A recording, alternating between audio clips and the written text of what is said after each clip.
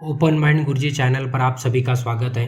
आज की वीडियो में हम देखने वाले हैं कि फर्स्ट ईयर का जो सीबीटी चल रहा है उसके हम रेस में लगे हैं, उसके पीछे दौड़ रहे हैं अभी। तो हमने अभी तक 7 मॉड्यूल कंप्लीट कर दिए हैं। आज का है इलेक्ट्रिशियन का थ्योरी 8वां मॉड्यूल। तो इसके पहले के मॉड्यूल देखने के लिए आप आई बटन पे क्लिक कीजिए या तो हमारे चैनल पे प्लेलिस्ट में पूरे वीडियो अवेलेबल है।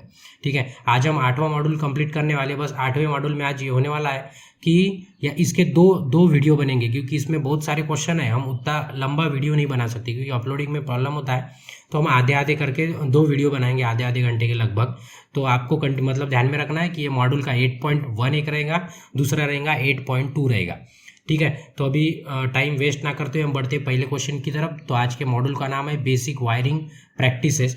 तो हम बढ़ते अभी पहले क्वेश्चन की तरफ। ये है हमारा पहला क्वेश्चन।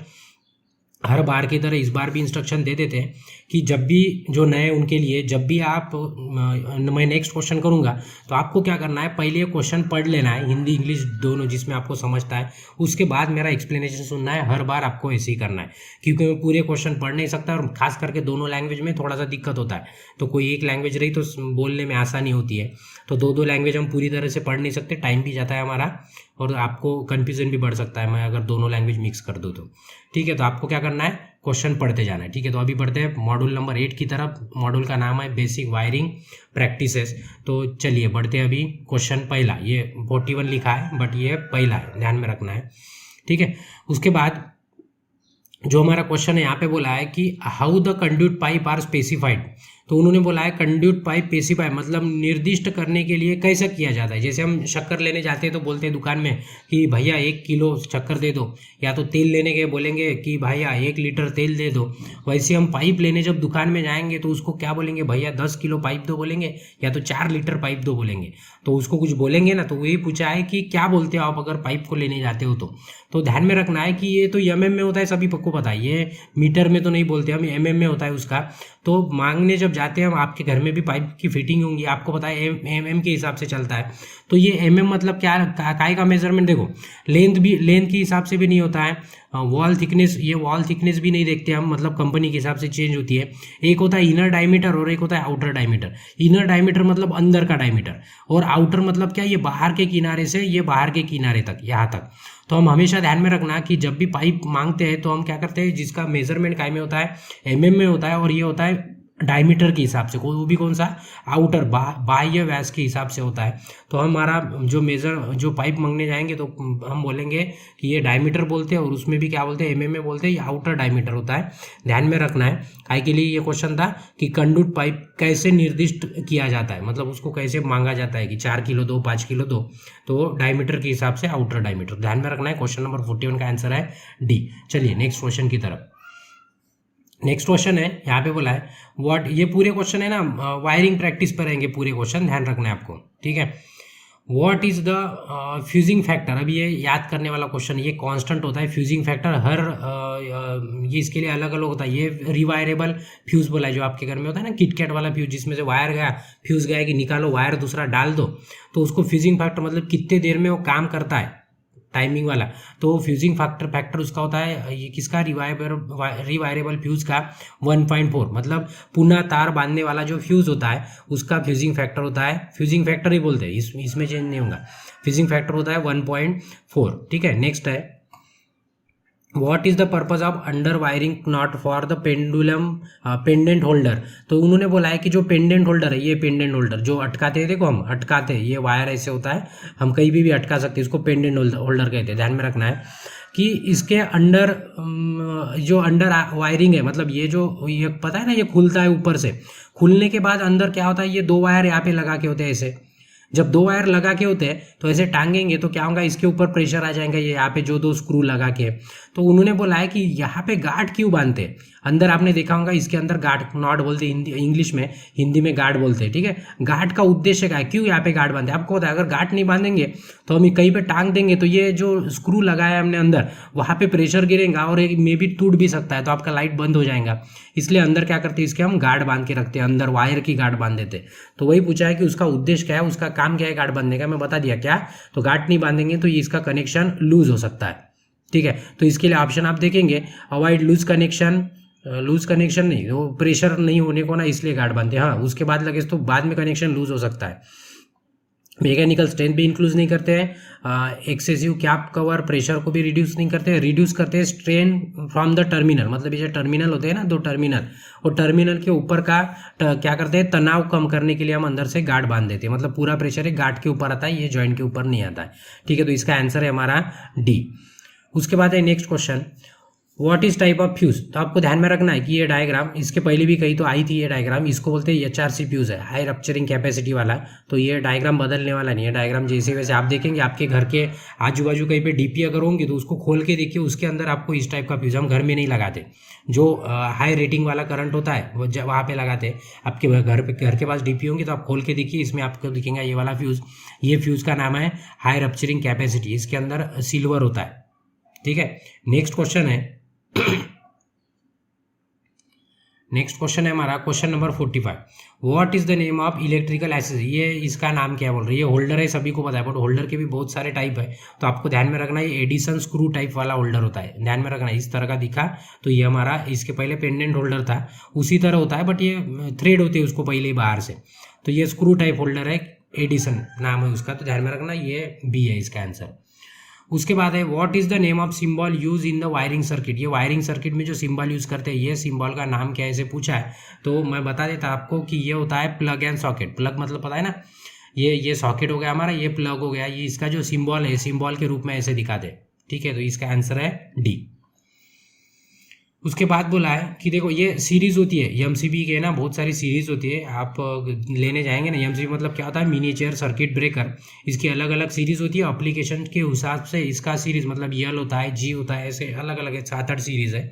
तो जैसे मोबाइल का सीरीज होता है ना, वैसे ही एमसीबी का सीरीज होता है, मतलब पर्टिकुलर रेंज में काम करता है, वो पर्टिकुलर एप्लीकेशन पे काम करता है। तो यल सीरीज वाला काय के लिए यूज़ करते हैं, तो ध्यान में रखना है जनरल लाइट लोड के लिए यूज़ करते हैं, तो इसमें मोटर भी नहीं आता, हैंड टूल भी नहीं आता, एयर कंडीशनर भी नहीं आता, ये गीज़र के लिए हमें ना यल सीरीज चाहिए। बहुत सारी एप्लीकेशन है हमारे घर में, बट गीज़र अभी ये ऑप्शन में गीज़र ही ये ऑप्शन सही है।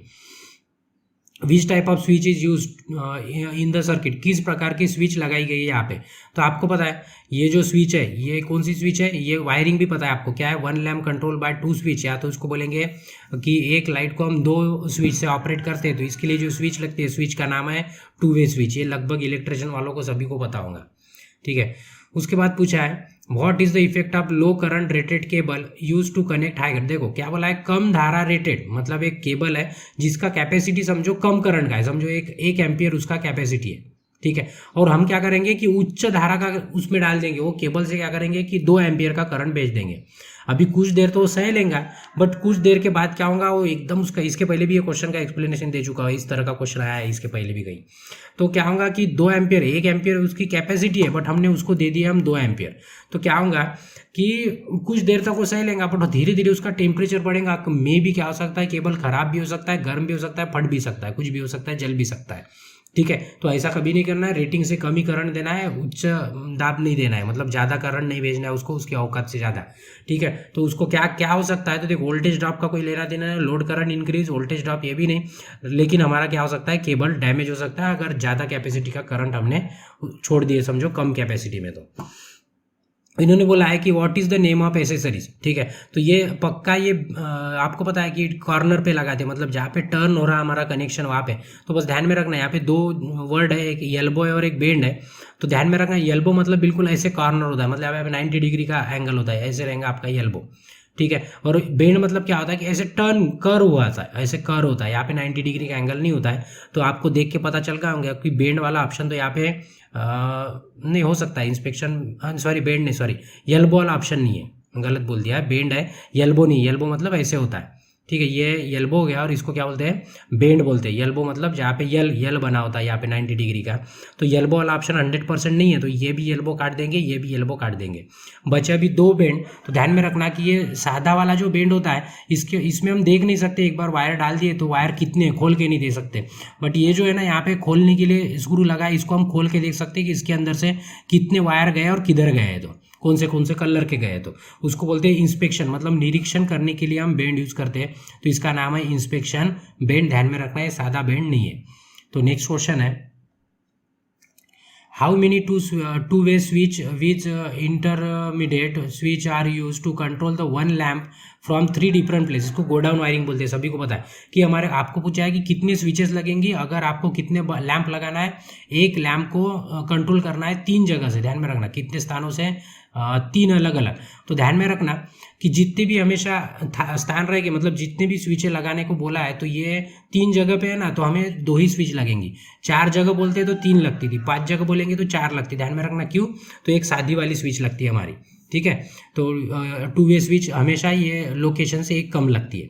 तो 3 में कितना आएगा, 2। अगर 3 पूछ लिए तो हमें आंसर देना है 2, 4 पूछ लिए तो हमें आंसर देना है 3, ठीक है। तो नेक्स्ट क्वेश्चन है, what is the advantage of concealed wiring. Concealed मतलब जो अंडरग्राउंड वायरिंग होती है, पता है मैक्सिमम आजकल सभी के घर में यूज़ करते हैं। उसका फायदा क्या है बोलते हैं, कंसील्ड जो वायरिंग है, यहाँ पे स्पेलिंग कंसील्ड बराबर है, ठीक है। जो है उसका फायदा क्या है, तो देखो इजी टू मेंटेनेंस। इजी तो होता नहीं, पता है आपको कि अगर अंदर कुछ प्रॉब्लम हो गया तो खोल दीवार थोड़ी ना तोड़ दे सकते हैं। उसका वोल्टेज आपका कोई लेना देना नहीं है। हाई इंसुलेशन रेजिस्टेंस, तो इंसुलेशन का अंदर है वो, अपने को इंसुलेशन का कोई लेना देना नहीं है वायरिंग के साथ हो, ठीक है। सिर्फ एक ही है कि प्रोटेक्ट अगेंस्ट मॉइस्चर, मतलब नमी से सुरक्षित करता है। मतलब बारिश के अगर दिन होती है, जो मॉइस्चर होता है वो हमारे वायर के अंदर, मतलब पाइप के अंदर नहीं घुस पाता। क्यों, तो दीवार के अंदर हमारा पूरा वायरिंग होता है। तो ध्यान में रखना क्या करता है, ये नमी से सुरक्षित रखता है। कौन सा, कंसील्ड वायरिंग। कंसील्ड मतलब ही उसको अंडरग्राउंड भी बोल सकते हैं कभी। या इस डायग्राम का नाम पूछे, पता है आपको, एक लैंप को कंट्रोल करना है 2 जगह से। तो ये वायरिंग की, देखो अब वायरिंग के भी बहुत सारे टाइप है, मतलब ये जो डायग्राम निकालते हैं ना, डायग्राम के भी बहुत सारे टाइप है। तो इसमें से इंस्टॉलेशन प्लान होता है, एक लेआउट होता है, एक वायरिंग होता है, एक सर्किट होता है। तो आपको पता है इंस्टॉलेशन प्लान मतलब उसमें लिखा होता है कि कौन सी चीज़ें कहाँ पे लगाना है। लेआउट में लेआउट फाड़ के देते हैं कि यहाँ पे 10 मीटर है, यहाँ पे 5 मीटर है, ऐसे डिस्टेंस देके। वायरिंग में क्या होता है कि बराबर परफेक्ट, यहाँ पे एक लाइट होना, यहाँ से 4 वायर आएंगे, यहाँ से 3 वायर आएंगे, ऐसे वायरिंग में दिखा देते। ये सिर्फ हमारी क्या है, सर्किट डायग्राम है। सर्किट डायग्राम इसमें कैसे भी निकाल सकते हैं डायग्राम, सिर्फ यहाँ पे वायर दिखेंगे आपको कि कौन से वायर कहाँ पे लगाना है। तो इस तरह की डायग्राम जो होती है उसको बोलते हैं सर्किट डायग्राम। ध्यान में रखना है, हमने बार बार यूज किया है। अभी बोला है what is the fusing factor. इसके पहले किटकैट फ्यूज का फ्यूजिंग फैक्टर पूछे थे, अभी एचआरसी का पूछा है। एचआरसी मतलब हाई रप्चरिंग कैपेसिटी, जो आपके घर के बाहर डीपी पे लगा होता है उसका कैपेसिटी है 1.1। फ्यूजिंग वो जो रिवायरेबल फ्यूज था उसका था 1.4 और इसका एचआरसी का है 1.1। ध्यान में रखना है, आपको भूलना नहीं है, लिख के रखना है। Which type of relay operate on both AC and DC. Actually ये जो क्वेश्चन है ना, ये इस चैप्टर में नहीं आता है, बट अभी दे दिया तो दे दिया। अभी ये सेकंड ईयर वाला चैप्टर है, उसका क्वेश्चन है, यहाँ पे पूछ लिया तो पूछ लिया। अभी तो ध्यान में रखना है, एसी और डीसी दोनों पे काम करने वाला जो रिले है उसका नाम है इम्पल्स रिले, ठीक है। नेक्स्ट है, what is the name of accessory use in electrical apply. ये पता है आपको, ये क्या करते हैं कि डायरेक्ट, ये जो पुराने जमाने की प्रेस है, आजकल सब इलेक्ट्रॉनिक्स आ गया है। आपने देखा होगा पुराने जमाने की जो प्रेस है, ऐसे पीछे में क्या करते हैं, उसको ये प्रेस को सप्लाई देने के लिए लगाते हैं। तो वही पूछा है कि इसका नाम क्या है, तो उसको बोलते हैं आयरन कनेक्टर डायरेक्ट एंट्री वाला, मतलब डायरेक्ट इसमें घुसा देंगे, ठीक है। तो ये 3 पिन नहीं है, 2 पिन नहीं है, फ्लैट कनेक्टर नहीं है, आयरन कनेक्टर है। वो भी कैसे है, डायरेक्ट है, सीधे प्रवेश के साथ, मतलब सीधा सीधा घुस जाता है अंदर, ठीक है। आपने देखा भी होगा, नहीं देखा होगा तो डायग्राम में आप देख लो, ठीक है। तो इसका ऑप्शन है सी। उसके बाद है नेक्स्ट, ये बोला है और से बोला है कि ये सिंबल काय का है, ठीक है। तो ये सिंबल है हमारा बेल का भी नहीं है, 2 वे का भी नहीं है, 1 वे का भी नहीं है, मल्टी पोजीशन स्विच का सिंबल है, वो भी सिंगल पोल वाली, ठीक है। नेक्स्ट है, what is the purpose of flexible cord. Flexible cord मतलब जो फ्लेक्सिबल केबल होता है, पता है ना आपको, मल्टी स्टैंड वाला आजकल जो फ्लेक्सिबल, कैसे भी मोड़ सकते हैं उसको। जैसे पहले के ज़माने में 1 अठारह का वगैरह केबल आता है, उसको मोड़ने में दिक्कत होती है। फ्लेक्सिबल जो केबल है उसका पर्पज़ क्या है, उसका घरेलू मतलब क्या, तारों का उद्देश्य क्या है, उसका मतलब कैसे अप्लीकेशन कर सकते हैं हम, कैसा यूज़ कर सकते हैं। तो इतने सारे ऑप्शन है। कंसील्ड वायरिंग में नहीं डालेंगे उसको, फ्लेक्सिबल को परमानेंट कनेक्शन भी नहीं करेंगे। हम क्या करेंगे कि कनेक्शन ट्रांसपोर्टेबल, मतलब ट्रांसपोर्टेबल उपकरण, मतलब कहीं से भी, अभी फैन उठाएंगे और उधर लगाएंगे, फिर मिक्सर उठाएंगे उधर लगाएंगे। तो जो एक्सटेंशन बोर्ड के लिए यूज़ करते हैं हम, वो होता है हमारा फ्लेक्सिबल कॉर्ड होता है, फ्लेक्सिबल केबल होता है, ठीक है। तो उसको हम पोर्टेबल वाली चीज़ों को लगाने के लिए, जैसे आपका एक्सटेंशन बोर्ड होता है, उसमें काम करने, यूज़ करने के लिए लगाते हैं। तो इसका ऑप्शन रहेगा ट्रांसपोर्टेबल उपकरण कनेक्शन को देने के लिए हम फ्लेक्सिबल केबल यूज़ करते हैं, ठीक है। नेक्स्ट है, which type of circuit breaker is use to above 100 ampere current rating, मतलब एम्पियर रेटिंग पता है सबको, हमारे घर में 6 एम्पियर से चलता है, 5 एम्पियर, 6 एम्पियर, फिर 16, 32 बढ़ रहा है आगे आगे 100 एम्पियर के लिए कौन सा सर्किट ब्रेकर यूज़ करते हैं? तो घर में तो करते नहीं, जैसे एमसीबी हम घर में यूज़ कर लेते, ये नहीं करते। ये एलसीबी 100 एम्पियर मतलब इतना बड़ा नहीं होता है, ये छोटा घर में यूज़ करते हैं हम। ये इसको यूज़ करते हैं हम 100 एम्पियर के ऊपर जो रेटिंग होती है उसको यूज़ करते हैं एमसीसीबी, मतलब होता है मॉड्यूल केस सर्किट ब्रेकर। ये सभी के लॉन्ग फॉर्म भी लिखे पढ़ लो, मतलब काम में आएगा। जैसे आरसीसीबी मतलब होता है रेसिडियल करंट सर्किट ब्रेकर, तो मे भी कभी लॉन्ग फॉर्म भी पूछ सकते हैं, ठीक है। ये module case circuit breaker MCCB use करते हैं 100 एम्पियर रेटिंग के लिए, ज़्यादा धारा आ रही 100 एम्पियर की, तो इसका ऑप्शन है सी। नेक्स्ट है what is the purpose of tin coating on copper fuse wire. Fuse wire पता है ना सभी को, जो किटकैट फ्यूज होता है, रिवायरेबल फ्यूज, उसमें कॉपर के ऊपर है ना टिन का कोटिंग। आप देखेंगे ना तो उसके अंदर जो वायर होता है वो ऊपर से सिल्वर दिखेगा, बट आप उसको घिस के देखेंगे तो अंदर आपको कॉपर दिखेगा। तो ऐसे क्यों किया है? जैसे पता है ना लोहे के ऊपर कोरोजन चढ़ जाता है, ऊपर कोरोजन मतलब जंग चढ़ जाता है, तो उसके कारण क्या होता है कि वो खराब होता है। वैसे अगर फ्यूज में अगर कॉपर के ऊपर वैसे ही जंग लग गया समझो, तो आपका क्या होगा कि करंट जाने आने में थोड़ी सी दिक्कत होगी। तो इसके लिए क्या करते हैं, उसके ऊपर टिन की कोटिंग कर देते। तो यहाँ पे जो ऑप्शन देखेंगे, high temperature fusing factor prevent oxidation. Oxidation मतलब वही जंग लगने की जो प्रक्रिया है उसको क्या बोलते हैं? ऑक्सीडेशन। तांबे के तार को ऑक्सीकरण से रोकता है। ऑक्सीकरण ही मतलब वो कोरोजन होता है, ठीक है। तो कोरोजन की प्रोसेस होती है, उसको ऑक्सीडेशन बोलते हैं। तो इसका ऑप्शन रहेगा सही रहेगा सी। उसके बाद है next, what is the name of 4 insulated conductor group, ठीक है। फोर मतलब यहाँ पे 4 बोला है, आपने देखा होगा कि ये पेयर मतलब 2 होता है, ठीक है। ये कोर मतलब सिंगल भी हो सकता है, ये परत मतलब लेयर होता है। आपको पता है 4, जैसे आपको कंप्यूटर के बारे में पता होगा, क्वाड कोर, सिंगल कोर मतलब डबल कोर, जो कंप्यूटर का प्रोसेसर होता है। तो 4 मतलब आप मोबाइल भी लेते होंगे तो आप देखते होंगे नहीं क्वाड कोर है। क्वाड कोर मतलब क्या होता है कि 4 उसके ऊपर लेयर होती है, उसके 4 कप्पे होते हैं, 4 पार्ट होते हैं। तो 4 मतलब उसको बोलते हैं क्वाड बोलते हैं, ध्यान में रखना है, ठीक है। नेक्स्ट है how many two way switch are required in godown wiring circuit to control 4 lamp. देखो अभी कितने लैम्प कंट्रोल करना है? 4 लैम्प गोडाउन वायरिंग के लिए। तो हमेशा ध्यान में रखना कि इससे क्या करना है, एक कम ही कर देना है। 4 है तो आपको 3 स्विचें लगेंगी, क्यों? तो ये एक अपनी सिंपल वाली स्विच लगती है। तो टू वे स्विच कितनी लगेंगी? 3 लगेंगी। तो ये टोटल स्विचें पूछे होते तो 4 लगते थे, बट टू वे स्विच पूछा है यहाँ पे, टू वे वाली स्विच, ठीक है। 2 तरह वाली, यहाँ पे लिखा होगा हिंदी में क्या बोलते हैं उसको, 2 तरह की स्विच। तो कितनी लगती है? 4 लैम्प को कंट्रोल करने के लिए 3 ही लगती है, ध्यान में रखना है। तो इसका ऑप्शन है बी। उसके बाद है Y tree system wiring must be suitable. देखो मंजिला बिल्डिंग में ट्री प्रणाली की यूज है। ट्री प्रणाली मतलब क्या होता है? ये मंजिला समझो, ये बिल्डिंग है पूरी, ये बिल्डिंग है, इसमें 7-8 मंजिल है, ठीक है। तो हम क्या करते हैं कि नीचे से अभी डायरेक्ट तो हवा में से ऊपर नहीं आएगा ना वायर, नीचे से जाएगा। क्या होता है ऐसे ऐसे हम हमारी ट्री गई समझो, क्या करते हैं कुछ वायर इधर यहाँ पे जो भी फ्लैट होंगे उनको देते हैं, कुछ वायर इनको भी देते हैं, कुछ वायर इनको देते हैं। तो ये ट्री प्रणाली हम क्यों यूज़ करते हैं, ठीक है। ट्री प्रणाली हम ऐसे क्यों यूज़ करते हैं, तो उसका मतलब रीज़न क्या है ट्री प्रणाली का? तो यहाँ पे इतने सारे ऑप्शन है। तो ये क्या होता है, इजी होता है। जैसे ये फ्लोर की लाइट गई तो ये फ्लोर की लाइट गई, तो ये क्यों, तो ये नीचे ढूंढने की जरूरत नहीं, यहीं पे ढूंढ सकते हैं, ठीक है। तो इसलिए ये फॉल्ट फाइंडिंग ईजी होता है, फॉल्ट फाइंडिंग। तो इसलिए हम क्या करते हैं, ट्री प्रणाली यूज़ करते हैं। तो ध्यान में रखना है, ये ऑप्शन है हमारा डी। नेक्स्ट है 64, which is use as a filler material for fixing screw hole on ceiling. आपको पता है ना सीलिंग पे क्या करते हैं हम, ड्रिल से होल करते हैं। तो क्या डायरेक्ट स्क्रू आपका जाता है क्या? नहीं, उसमें हम गिट्टी करके डालते हैं। गिट्टी जैसे लकड़ी की होती है, बट लकड़ी वाला यहाँ पे ऑप्शन नहीं है। तो लकड़ी वाला ऑप्शन नहीं, तो सीमेंट वगैरह नहीं भरते, तो हम भरते हैं उसमें नायलॉन भर देते हो। व्हाइट वाली प्लास्टिक की गिट्टी आती है, देखो उसको डाल के हम क्या करते हैं, इसमें डालेंगे, ठोकेंगे और इसमें स्क्रू टाइट कर देंगे, ठीक है। तो ये इसका ऑप्शन है नायलॉन। अभी बोला है कि सिंबल किसका है, ये जो सिंबल है ये सिंबल किसका है? इतने सारे पूरे फैन के ऑप्शन है, मैं पॉसिबल होते उतने सिंबल दे भी दिया। तो ये सिंबल है आपके सीलिंग फैन का, तो ऑप्शन रहेगा इसका B, ceiling fan.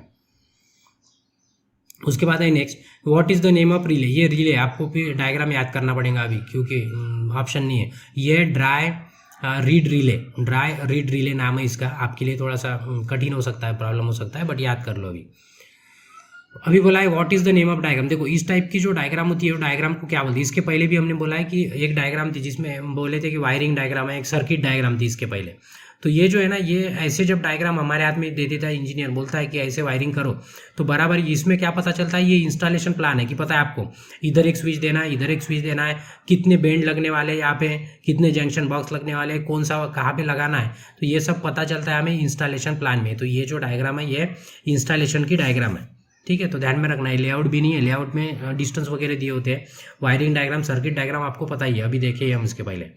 Next question है, नेक्स्ट में बोला है कि where the iron clad double pole, ये आईसीडीपी का लॉन्ग फॉर्म क्या होता है, आयरन क्लैड डबल पोल। यहाँ पे अगर टी लिख दिए तो ये हो गया ट्रिपल पोल, मतलब ये 3 फेज के लिए ट्रिपल पोल लगाते हैं और सिंगल फेज के लिए डबल पोल लगाते हैं। तो ध्यान में रखना, आईसीडीपी मतलब होता है आयरन क्लैड डबल पोल, यहाँ पे लिखा भी है। तो उसका where main switch is use, मतलब कहाँ पे लगाती है स्विच, तो सिंगल फेज वायरिंग हमारे घर में ही होती है। तो यहाँ पे देखेंगे इंडस्ट्री में तो नहीं लगाएंगे single phase, control main branch में भी नहीं लगाएंगे, हम लगाएंगे सिंगल फेज डोमेस्टिक इंस्टॉलेशन में, मतलब हमारे घर में। डोमेस्टिक मतलब घर में जो एकल फेज होती है सिंगल फेज वायरिंग, उसमें लगाते हैं हम। अगर आईसीटीपी होता तो हमारा ऑप्शन डी पे चलते थे हम, बट अभी सी पे चलेंगे क्यों, तो सिंगल फेज है, वो भी डबल पोल है। उसके बाद है नेक्स्ट क्वेश्चन, इसमें बोला है कि which electrical accessories belong general classification accessory. देखो एसेसरी जो होते हैं ना उनका भी टाइप है, तो जनरल वाला कौन सा है, मतलब जनरल जैसे फ्यूज मतलब सेफ्टी के लिए होता है, स्विच मतलब क्या करते हैं ऑपरेशन के लिए होता है, पेंडेंट होल्डर मतलब ये भी ये अपना क्या बोलते हैं इंस्ट्रूमेंट में आता है, इंस्ट्रूमेंट मतलब एसेसरीज में आता है, बट दूसरी वाली एसेसरीज। तो बोला है कि जनरल में कौन सा आता है, जनरल मतलब उसको एक्चुअली कम वैल्यू वाले पूरे मटेरियल इसमें होते हैं जनरल में। तो ऑप्शन हमारे पास यहाँ पे सीलिंग रोज है। सीलिंग रोज सभी ने देखा होगा कि जैसे ऊपर फैन के लिए जो इनपुट लाते हैं तो कहाँ से लाते हैं, यहाँ से 2 वायर बाहर निकालते हैं, ये सीलिंग को लगा के होता है, हमारे ऊपर सीलिंग को लगा के होता है। यहाँ पे उल्टा दिखाया है, ऐसे उल्टा लगाते हैं हम, उसको सीलिंग रोज कहते हैं, ठीक है। इसका ऑप्शन है सीलिंग रोज, जो जनरल कैटेगरी में आता है। उसके बाद है what is the term for time taken by the fuse to interrupt the circuit. मतलब क्या होता है कि जैसे ही हमारे घर के अंदर फॉल्ट हो गया, शॉर्ट सर्किट हो गया, तो हमारा फ्यूज जो आपकी सर्किट को क्लोज करता है, मतलब बंद करता है, मतलब जलता है फ्यूज, उस समय को, उस टाइम को क्या कहते हैं बोला है, तो उसको बोलते हैं कट ऑफ फैक्टर बोलते हैं। कट ऑफ वाला टाइम, कट ऑफ गुणांक बोलते हैं। जैसे इसके पहले हम फ्यूजिंग फैक्टर वगैरह देखे ना, तो वही सर्किट बंद करने के लिए जो भी टाइम लगता है, जो भी समय होता है, या तो जब भी जो भी सिचुएशन है, उसको क्या कहते हैं, तो कट ऑफ फैक्टर कहते हैं। उस फैक्टर को ध्यान में रखना है कि जब क्या होता है कि प्रॉब्लम होता है और हमारा फ्यूज अभी ब्लो होने वाला है, मतलब कटने वाला है अभी। नेक्स्ट क्वेश्चन है which place the tree system. अभी इसके पहले देखिए कि ट्री वाला जो वायरिंग होता है सिस्टम कहाँ पे यूज़ करते हैं, तो अभी देखिए हमने, तो कहाँ पे मल्टी स्टोरेज जो बिल्डिंग होती है, बहुमंजिला बिल्डिंग होती है, वहाँ पे यूज़ करते हैं कौन सा, ट्री सिस्टम। अभी बोला है what is the maximum PVC conduit size make shape cold bending. अगर आपको क्या करना है कि जो कंड्यूट मतलब पाइप, पता है ना, पाइप को अभी ऐसे मोड़ना है आपको, तो मोड़ने के लिए सुरक्षित ठंड मोड़ने के लिए, मतलब उसमें खराब नहीं होने को ना, ब्रेक नहीं होने को ना, तो पीवीसी का थिकनेस कितना, आकार कितना होना, कितना अधिकतम आकार का उसको हम अच्छे से बेंड कर सकते हैं। तो उसको ध्यान में रखना है कि अधिकतम होने को ना 25 mm, उससे बड़ा नहीं होने को ना, ठीक है।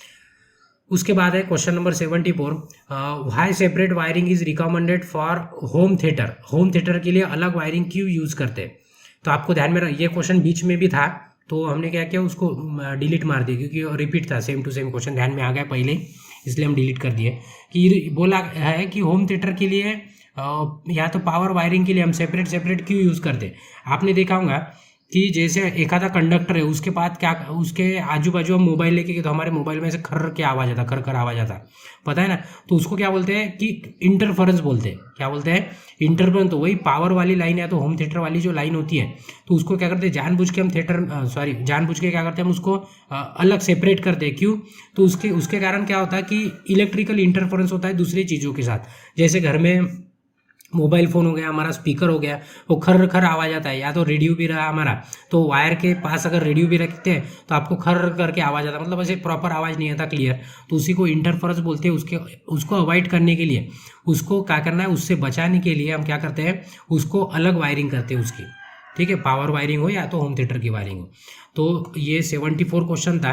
तो अभी क्या करेंगे, ये इतना एक वीडियो एक पार्ट में कर देते हैं, और अभी बाकी का वीडियो ये दूसरा जो पार्ट है 8.2, तो इसमें आप क्या कीजिए, कंटिन्यू कीजिए नेक्स्ट वीडियो, क्योंकि हम बड़ा नहीं कर सकते। ठीक है, जो नए हैं उन्होंने सब चैनल को सब्सक्राइब करना है, और जो पुराने हैं या तो जिनको अच्छा लगा है वीडियो उनको क्या करना है, चैनल को लाइक कर देना है। 8.2 देखने के लिए नेक्स्ट वीडियो पे आप क्लिक कीजिए। ठीक है, धन्यवाद। बाकी का नेक्स्ट में चलते हैं 8.2 में।